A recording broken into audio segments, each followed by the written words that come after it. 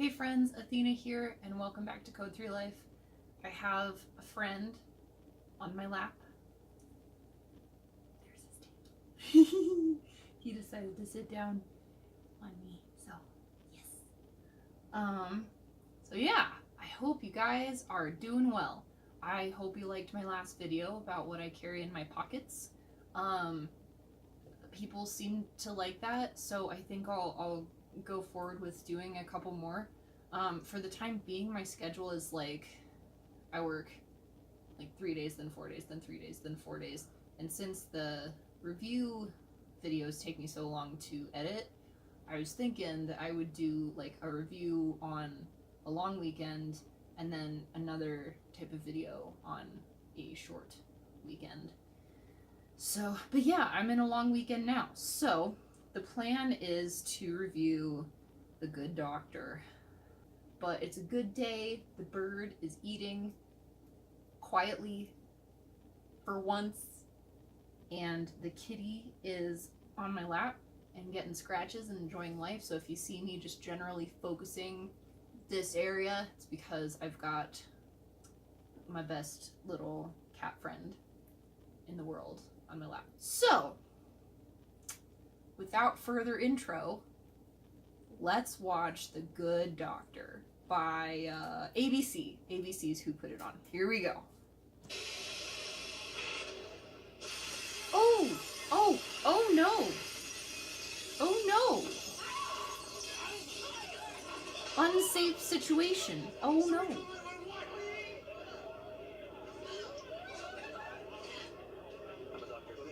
Oh, of course you're a doctor. In what, podiatry? Does anyone have a clean cloth? Please, someone. I have a fresh shade of clothes in my bag. That's great.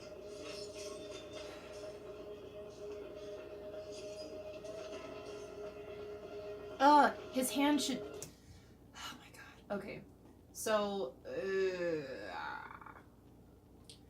if there is a hole in a person that doesn't belong there, especially if it's like, you know, near the center of the body, put your hand on it. And don't take your hand off until you can put something else there. And he's saying his jugular vein's been cut. So the jugular is huge, and it's a vein, and so while it's not as big of an issue as if it were an artery, the jugular vein will still like suck air into it as the blood goes by if it's exposed. And so I don't know what kind of doctor this guy is. By the way, whenever this shit happens, there's always a doctor or nurse on scene. Always. And I always ask, really? What are you a doctor or nurse in? And the answer is always something like psychiatry or podiatry or dermatology, something that, while those fields are necessary and cool, will not help in this situation. Although I have to admit, my favorite occurrence of this happening, I was at, what was it? I think it was at a Fish concert. Working at, no, please, he's gonna leave me. I just gotta keep scratching him. So I was working a Fish concert, like as part of the medical team as an EMT, and this girl passed out because she did some bad mushrooms, and probably a couple other things as well, because you can't get pure drugs anymore. It all has to be mixed. And her friend comes barreling at us and rips my hand away from her, and she screams, "Go away! I can fix it! I was gonna be a nurse!" And I was just like, wow! Fantastic! What are you now, a barista? Okay. So, yeah, of course there's a doctor on scene who clearly doesn't know what the fuck he's doing. Also, it doesn't matter if the cloth is clean. It'd be better if the... Oh, there he goes. Oh. Hello, darkness, my old friend. I love you. Anywho, I mean, having a clean cloth would be better, but at this point, it doesn't matter if the cloth is dirty, because yeah, the cloth might be dirty and you might get some germs into the bloodstream and he might go septic, but that's going to be like way later. The immediate issue right now is the fact that he's bleeding out of his jugular.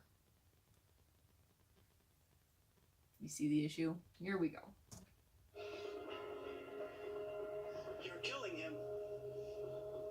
saving his life. He was bleeding out. You have it in the wrong place. I think I remember enough of Anatomy 101 to know what the jugular vein is. Anatomy 101?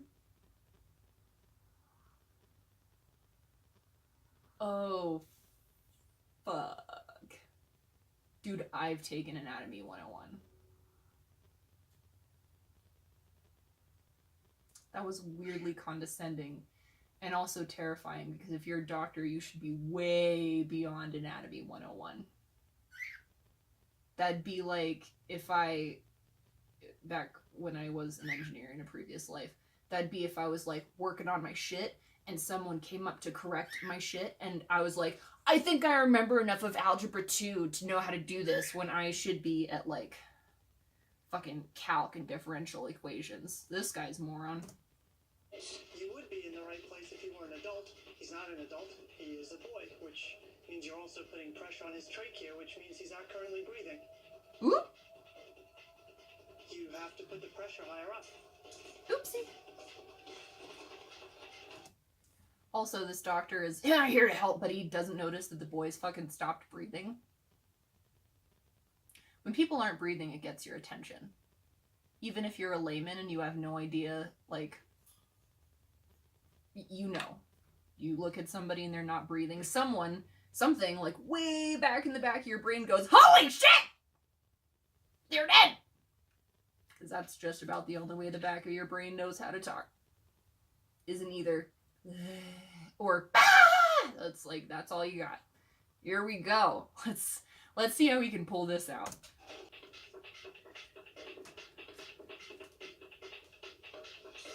Ooh. Some glass. He'll be fine. Mm-hmm. Who are you? Hello. I'm Dr. Sean Murphy. I'm a surgical resident at San Jose St. Bonaventure Hospital.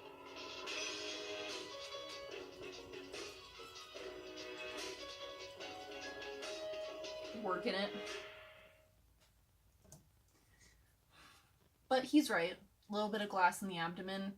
There's not an awful lot that's important in that area, if I was looking at that correctly. I mean, obviously, I'd rather not he have glass in his abdomen, but better his abdomen than, like, his chest, or his neck, or his groin area. Like, most things in the abdomen in that location are pretty slow bleeding, so that does need attention, but not immediately. Intrathoracic pressure. No, his chest is rising. He's breathing. Yeah, the chest is moving paradoxically. The left lung is in distress.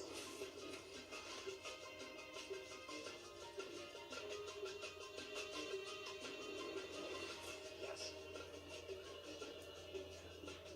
Who here has a sharp knife? Oh, Blade 5 Jesus inches or longer? fucking hell. Nobody? You should start artificial respiration. He's going to stop breathing very soon. I feel fine.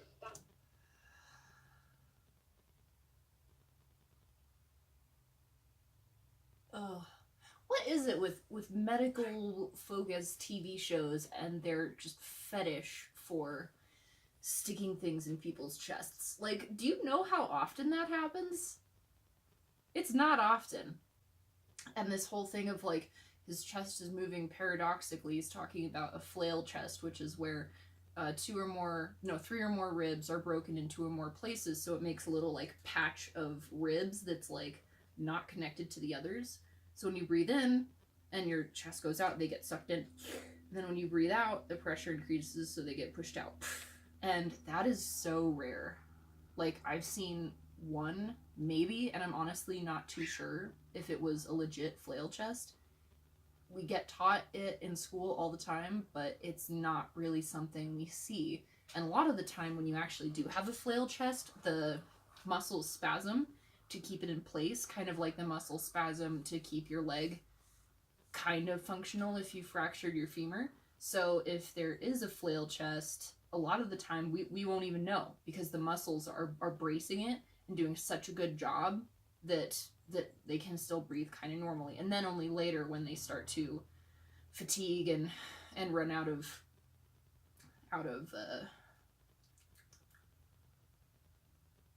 the word is failing me, but the cell juice, ADP? ATP? I would have known this a year ago. I'm such a failure. It's okay. But yeah, when your body gets fatigued, then the muscles start to relax, and that's usually when you start to see like the like paradoxical movement. So yeah, oh my god. This is making me so nervous. I have a feeling I know what he's gonna do, and if he does it, I'm gonna lose my shit. A knife. Sure. Anything else?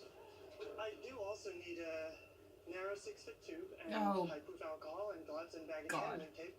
But I'm going to get the alcohol from the duty-free store and the tube from the back of the soda machine. Well, I wish you all the luck with that, but I'm not going to give you a knife. I need a knife. It's very. There's a medical emergency. There's a medical emergency. That one right near the top looks very sharp. Would you get it for me? Well, I'm not going to give you a knife. So he's gonna place a chest tube in a very non-sterile field.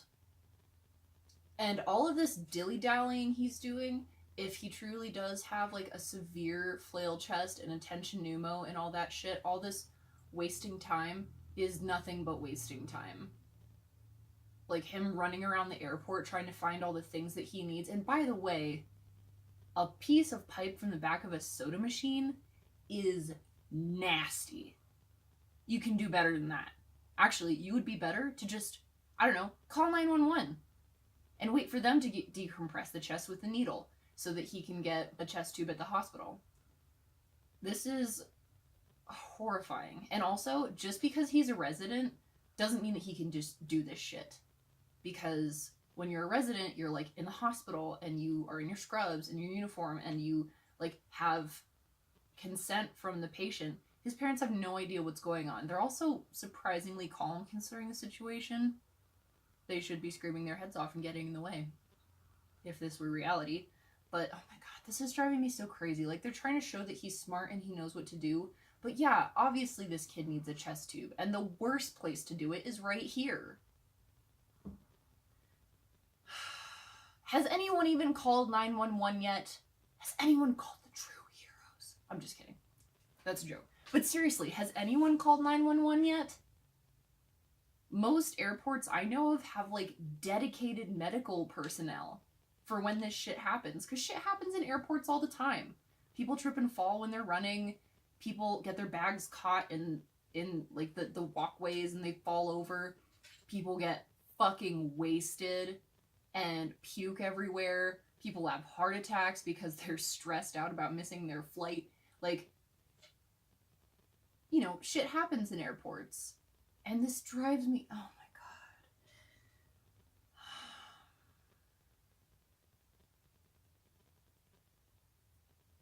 I don't even have a cat on my lap to make me feel good about this.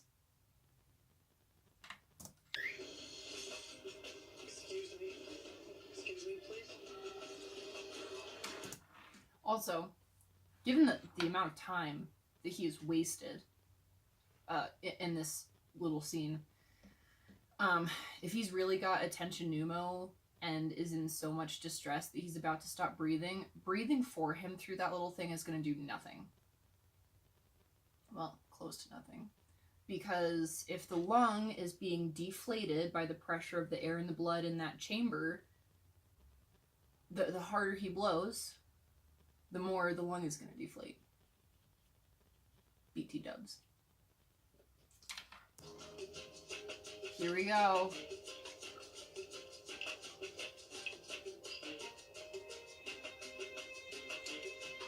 Did he sanitize all those tools he's working with too?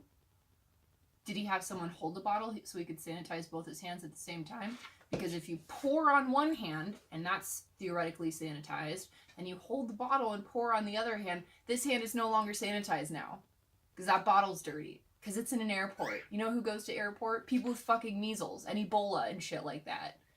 So, did he sanitize the scalpel? The knife? Did he sanitize the tubing inside and out?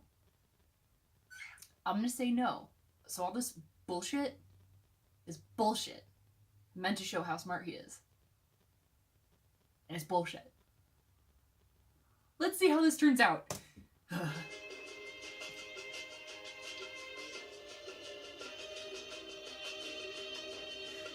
You know who does shit like this in the field? Is the people who don't know what they're doing.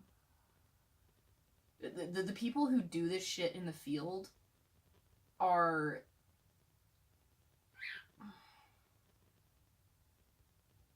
They're... Because he could go to jail for this. I mean, hopefully he's got good malpractice insurance, but maybe not because he's a resident. You can't just cut someone open in the middle of a busy fucking airport when there should be other medical staff there. If you didn't call for help, if you didn't do all this other stuff. So... medical professionals are not magicians. A lot of the time, they're only as good as their tools. But the fact is, like, medical professionals are incredibly specialized. Also, what did they forget to do again? They forgot to spinally immobilize the patient. Because with this mechanism of injury, I'll have to show you guys that video later. But with this mechanism of injury, and the fact that he was unconscious before he hit the floor, he should be immobilized. Usually, you wouldn't waste time with immobilization if there's a bigger risk, like you're bleeding out of your jugular or there's a tension pneumo and you can't breathe. However, given all the fucking time he's wasted up to this point, you can take 2 minutes to turn to Mr. Doctor there and be like, hey, stabilize his head. You hold it in your hands. Or between your knees, but that might look bad. But anywho, also this is the part where the parents would be crying and screaming and pulling him off of their child. Because that's what parents do. Because what do when you're scared? You try and take control in any way you can, even if it's the worst possible thing you can do. Here they go. Here's the hard part.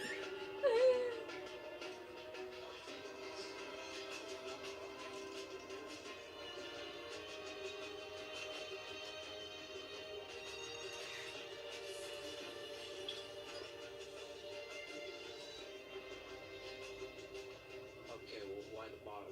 The air will continue to leak and accumulate until the damage can be properly repaired. The tube allows the air to get out, the water in the bottle stops the air from coming back in. Oh, make one of my valve. He's breathing.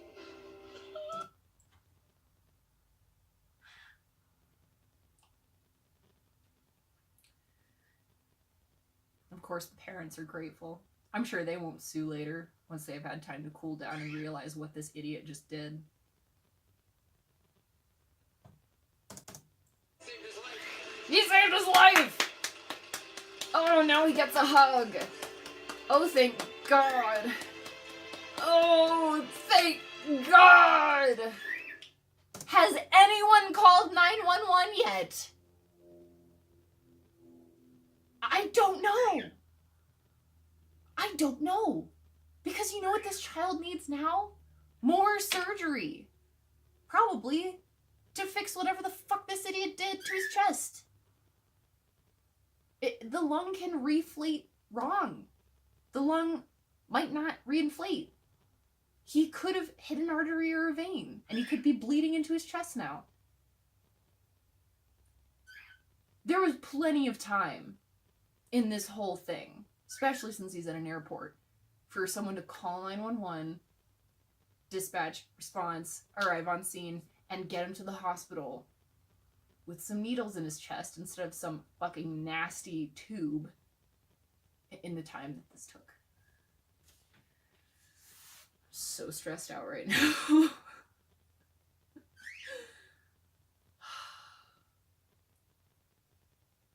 There's still so much of this episode left. Oh, Jesus.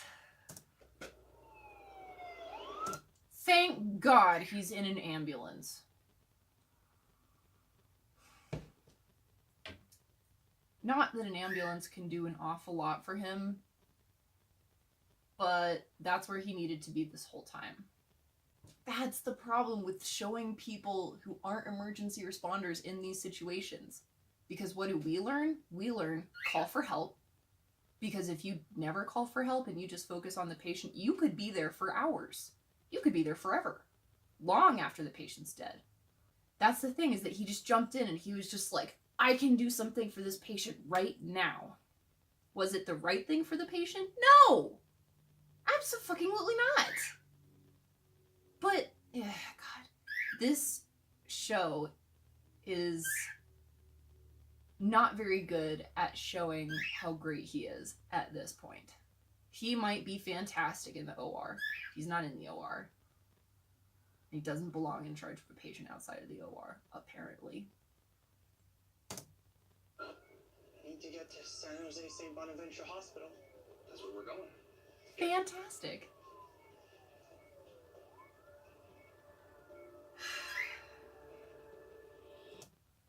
Also, if this child had been through this much, that paramedic would not be just on his fucking clipboard like, that's where we're going, right in his report. No, he'd be maintaining his airway, starting IVs, running fluids.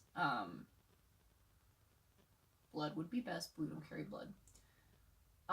Like, watching that chest tube and watching his chest carefully. But the thing is, paramedic isn't qualified to monitor a chest tube. Well, in some systems they are, but there's nothing in the protocols that says monitor the chest tube started by the moron on scene. So how, what is he supposed to do? Like, this is so crazy. And of course the parents are in the back, like, sad but perfectly calm, not freaking out, not anything like that. I prefer to not have patients in the back, parents in the back, honestly. Like, obviously I'd like to have at least one to keep the kid calm, but the problem most of the time is keeping the parent calm. I have been stopped by a terrified parent way more often than their child patient has tried to stop me from doing things, because they're scared. So that's a lot of people in the back of one ambulance. That's 5 people in the back of an ambulance. He's got to be moving around doing all this stuff. How is he supposed to do that if all of the space is taken up? It changed. The boy's ECG changed. It's an EKG. This is a fight that has broken apart families and partners. It has the power to tear apart this country. But it's an EKG. Because the original word is German, and the whole cardio part of that cardiogram is with a K, not a C.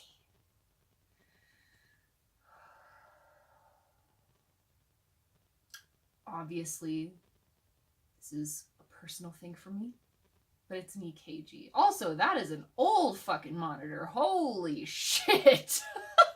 Where did they get that? Oh, God. But let's see what bullshit he pulls out of his ass about how the ECG is changed. It's the same. 86 BPM. It's the same. Me. Why is he working on this report? See, this is the kind of stuff that makes people think that we actually are ambulance drivers, because he's not doing a goddamn thing for this patient. He's just sitting there writing his report. That's not what happens. Let me just tell you something. If you call an ambulance and on the way to the hospital, the paramedic is writing their report, you didn't really need an ambulance. Most likely. Because if a paramedic is doing stuff for you, then you may have needed an ambulance. You also may not have, but you might need one. For this patient, honestly, I would probably want a firefighter to ride in with me too in case this kid does go into a cardiac arrest. I would not be writing my fucking report. And also his patch says EMT. EMTs in the National Registry and in most states are not qualified to read an EKG. Obviously that doesn't mean they can't. I know a lot of EMTs that are pretty good at reading EKGs, but if this boy is on a cardiac monitor, that is not a paramedic in the back. oh my god, I'm so nervous about what he's gonna say about this EKG. Here we go. No, it used to be higher. No, it used to be 86. It's still 86. It used to come up to here. Lower amplitude means lower voltage. Lower amplitude means lower voltage.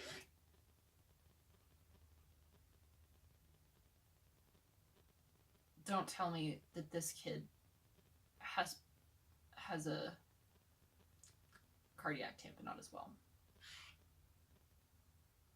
I can't handle another child having cardiac tamponade while being cared for by a moron. What is with these shows? It's like they got a piece of paper that was like, this is the shit you can talk about. You can talk about sticking shit in somebody's chest, children having pericardial tamponade. My god. This is probably the worst one I've seen so far. This is the worst show I have reviewed so far. Not that the standards were actually, no, the standards were pretty low. What's going on? What does it mean? It means he's trying to read 20-year-old equipment while traveling in a vehicle going 40 miles an hour. Yeah, that's kind of our job description. Why is this EMT such a dick? He takes no pride in his work at all. He doesn't know what's going on. Now this is offending me because at first it's about a moron surgical resident and now it includes a moron EMT. Quit making us look bad. You're making us look bad. 8-year-old healthy boy. Status post-encounter with a shattered glass sign. Numerous lacerations. Go. Get him set up in trauma 3 with an EKG, full blood work, and a pan scan. You need an echocardiogram? Who is this guy? We helped with first aid at the airport. Underdog. First aid? This other person is... Oh my god. No one noticed the tube coming out of this child's chest? That's not first aid. God, a lot more people would be first aid certified if it was, though. Like, I'm sorry, I get to do what? How long is this class? 8 hours? Fuck, yeah! Yeah, no. Absolutely not. And people in the emergency room or the OR or really anywhere don't really take kindly to people who they don't know coming in and being like, this is what you need to do. I'm just saying. Like, when I jump out of my ambulance and say the firefighter tells me I need to grab a 12 lead on someone with a panic attack.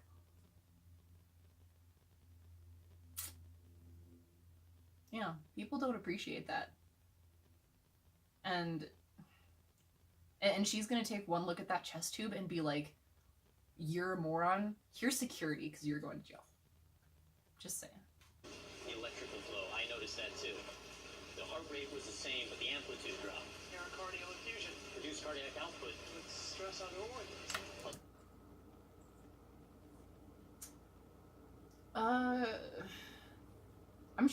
I'm pretty sure pericardial effusion is like, I mean, the literal definition of it is some sort of fluid underneath the pericardium. But I'm pretty sure that's like a medical condition. I don't think that that's what they call it in trauma situations. But I'm gonna look it up for you guys because I don't want to tell you something wrong. Alright, I learned something new today, so I'm pretty excited about that. So, the pericardial effusion, like I said, is a buildup of fluid underneath the pericardium of the heart, so that's between like the sac that holds the heart and the heart. Usually you have just a little bit of fluid there, and an effusion is when you have more than usual. And that's usually caused by like immune or autoimmune disorders like HIV and lupus and stuff like that, which is why I was kind of confused. But apparently a pericardial effusion can also talk about some blood in that sac as well, and when the pressure from that fluid and blood gets to be so much that it affects how the heart beats, that is when it becomes pericardial tamponade. Cardiac tamponade. I swear I can speak. So interesting. So cardiac tamponade is caused by pericardial effusion, but not all pericardial effusions cause cardiac tamponade. However, if the pericardial effusion is causing his blood pressure to drop, it would be considered cardiac tamponade because it is now adversely affecting how the heart is working. So I don't really understand why they differentiated it like that. Oh my god, this episode feels so long. Seriously, it's like barely halfway over. Here we go.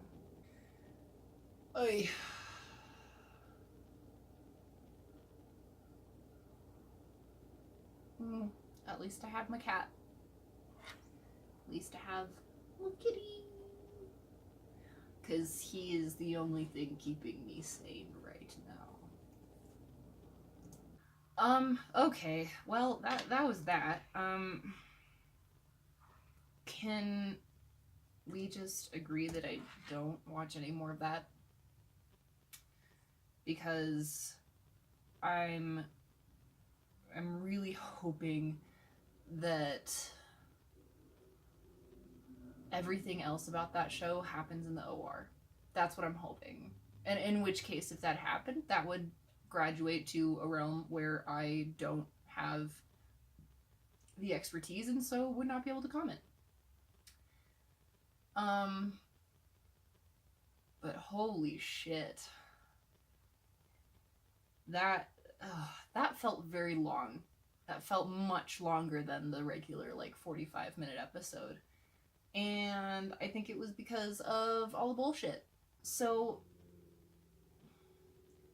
I think that the gist of what I learned about what people think medicine is all about in that show was that people do not realize how specialized people are. So a surgeon, brilliant though they may be, doesn't have the training to perform shit outside the OR. Like, I have part of what's being a paramedic is that you have to know a little bit about most things, because you need to, like, recognize, stabilize, and treat within your power, and you see the spectrum of all illnesses pretty much, whereas, like, an oncologist only sees cancer and a pediatric only sees children. Like, we have to be able to take care of all of them, but we don't have to execute care that is necessarily definitive. And by that I mean, like, let's say that we run up on somebody who's been stabbed. We have to know what to do, but we don't have to know how to fix it. And that is what drives me crazy about medical shows, is because they seem to think that if you're a medical professional, you are a professional in all areas. Like, I pick on podiatrists. I don't even know why, but you can't just take a podiatrist and drop them in a cancer center and expect them to perform the way everybody else does. You can't take a PCP and drop them in the middle of the OR and expect them to perform like that. That's just not how it works. That's why there are different jobs, and that's why the training is so intensive, because you have to be at the top of your field, and then you don't have to do much else. That's why there's so many people in the OR, because they're each trained to do specific things. So anyway, I'm rambling at this point. I'm sorry, I don't think this one was very funny. I'm sorry that I couldn't pull it out for you guys. But, yeah, that was weird and hard to watch. It hurt my brain a little bit. So I hope you guys have a good rest of your day. And I hope you enjoyed this. Please like and comment and subscribe and all that stuff. The please like me bit at the end of every YouTube video.